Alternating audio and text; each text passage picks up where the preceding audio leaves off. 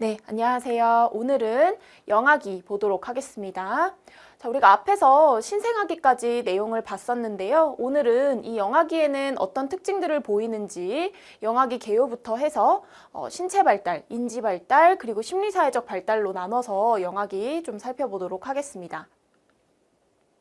자, 우선요, 우리가 영아기에 대해서 학습을 하기 전에 영아라고 하면 어떤 뜻인지를 좀 살펴보면요.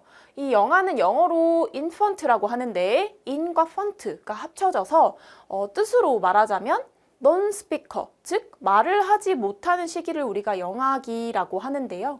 통상 우리가 영아기는 생후 1개월 이후, 즉 신생아기가 지나서부터 24개월까지의 기간을 우리가 이제 영아기라고 보고 있는데, 어떤 책에서는 뭐 18개월 이렇게 되어 있는 책도 있는데, 절대적으로 뭐 18개월이냐 24개월이냐 이게 중요하다기보다는요, 이제 신생아기를 지나서 아기들이 매우 빠른 속도로 발달을 이어가는 그 두 돌 바로 직전 정도까지의 시기를 보통 영아기라고 한다 정도 알고 계시면 좋을 것 같아요. 자, 우리가 2강에서 여러 이 발달 심리학을 보는 이론적인 관점에서 제가 잠깐 언급드렸던 적이 있었는데요. 일단 프로이트의 심리성적 발달 단계에서는 이 영아기를 구강기로 설명을 하고 있고요. 에릭슨 같은 경우는 이제 그 심리사회적 발달 단계를 전생애로 보면서 영아기를 신뢰감 대 불신감 단계로 보고 있고요. 그리고 피아제 같은 경우는 이 영아기를 감각운동기로 정의를 하고 있습니다. 그래서 이 영아기 같은 경우는 양육자하고 애착이나 정서적인 유대관계, 또 상호작용 이런 것들이 굉장히 중요한 시기라고 볼 수가 있겠죠. 자, 그래서 이제 우리가 영아기의 신체 발달부터 좀 살펴보면요.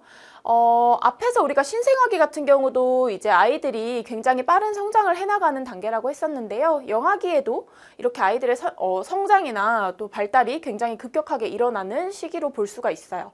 일단 출생을 하고 나면요. 아이들은 몇 개월 동안 진짜 매일매일 몸무게가 증가하고 키도 크죠.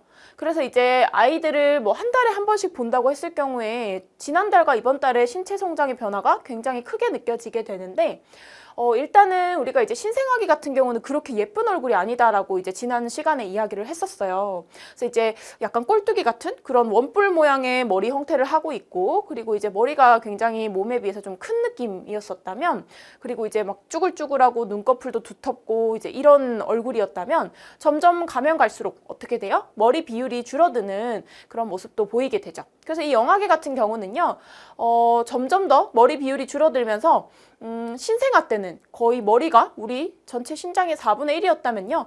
이제 우리 일반 성인 같은 경우는 한 신장의 8분의 1 정도로 이제 머리 비율이 줄어들게 되는데, 이제 이 과정을 거치게 된다고 보시면 될 것 같아요.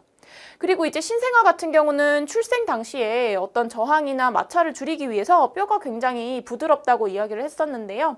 영아의 뼈도 역시 성인에 비해서는 아직까지 굉장히 부드럽고 잘 휘어지죠. 근데 이제 점점 더 그런 뼈들이 서로 붙게 되면서 가지고 있는 그런 뼈의 숫자가 줄어들게 되고요. 뼈가 점점 더 단단해지는 그런 경화가 일어나게 됩니다. 그리고 이제 이때 단계에서는요, 성조숙증 검사를 할 때 뼈 사진을 가지고 이제 아이의 어떤 성장이나 성숙을 예언을 할 수도 있는 시기라고 보시면 좋을 것 같습니다. 이어서 보면 우리가 이제 영아기에는요, 이런 뭐 신장이나 체중이나 이런 발달들도 있지만요, 뭐 신경계나 뇌의 발달도 굉장히 급격하게 일어나는 단계라고 보시면 되고요.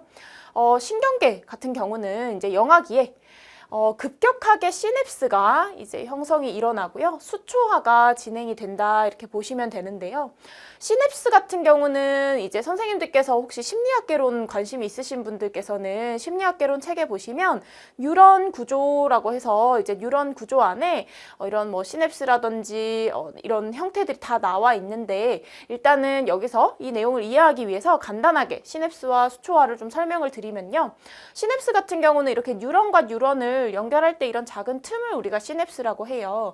이런 것들이 이제 급격하게 서로 형성이 되고, 그리고 이제 수초화라고 해서 축색돌기를 수초가 감싸는 과정이라고 되어 있는데요. 그래서 원래 이제 우리가 이 뉴런 구조 안에서도 뭐 축색돌기와 가지돌기가 있고 이제 그런 부분들이 있는데, 그 부분은 지금은 이제 따로 설명을 생략하고 이 수초화라고 하는 과정이 진행이 되면서, 그러면 지금 여기서 말하는 시냅스 형성과 수초화가 진행되는 것이 어떤 영향을 줄 수 있는가라고 봤을 때 이런 것들이 결국에는 영아기에 뇌가 급격하게 성장하는 데 영향을 줄 수 있다는 거예요. 이런 과정들이. 그래서 이제 이런 과정이 일어난다 정도 보시고요. 그래서 이제 영아가 성장할 때는 축색돌기와 가지돌기 간에 있는 이런 시냅스 연결망이 급격하게 분화가 된다라고 했어요. 그러면 이런 시냅스를 연결하는 망들이 막 이렇게 분화되는 과정에서요, 이제 우리가 발달하는 데 필요한 뉴런과 시냅스만 남기고 불필요한 것들은 다 소멸되고 없어지는 과정을 거치는 거죠. 이걸 이제 우리가 용어로 말하자면 과잉 생성 후 선택적 소멸 과정이라고 표현을 하는데요. 그러니까 이제 우리도 너무 과하게 무언가가 있으면 이제 그건 이제 넘치는 양을 다 사용을 할 수가 없잖아요. 발달에서도 마찬가지예요. 그러면 우리가 발달에 정말 필요한 적당한 양만큼의 뉴런과 시냅스만 남기고 불필요한 것들은 전부 다 버리는 그런 과정이 계속 이제 일어나는 거죠. 네, 이제 이렇게 발달이 일어난다고 볼 수 있고요. 신경계 쪽은. 뇌 같은 경우는요. 자, 우리가 뇌를 종단면으로 나누어 보면요. 뇌는 크게 뇌간, 변형계, 대뇌피질 이렇게 구분을 할 수가 있어요. 자, 이때 뇌간 같은 경우는 우리가 생존에 필요한 그런 기능과 직결되어 있는 그 부분이 바로 뇌간이라는 건데요. 이런 거 뭐 숨쉬기 이런 것들과 연관이 되어 있죠. 근데 이제 우리가 뇌간 같은 경우는요, 출생을 할 때 반드시 완전한 기능을 하게 돼요. 생존과 직결되어 있는 그런 부분이기 때문에 이 뇌간 같은 경우는 출생 시에 바로 완전한 기능을 할 수가 있고요. 그 다음에 변형계 같은 경우는 이제 감정이나 식욕이나 이런 본능적인 욕구를 조절하는 그런 부분이 변형계고요. 그 다음에 이제 우리가 중요하게 봐야 될 영역이 이 대뇌피질인데, 이 대뇌피질은요, 사고, 지각 등 전체 인지 능력을 담당한다고 했어요. 그럼 이제 우리가 이런 대뇌피질 같은 경우에는요, 출생 시에 바로 막 발달이 일어난다기보다는 이제 영아기를 지나면서 굉장히 많은 발달이 일어나게 되는 거죠. 특히 이 대뇌피질을 구성하고 있는 4가지 엽이 있어요. 그 중에서도 영아기 후기의 전두엽, 고차 어떤 기능을 담당하는 이런 전두엽이 급속하게 발달을 하는 시기가 바로 이 영아기가 되는 겁니다.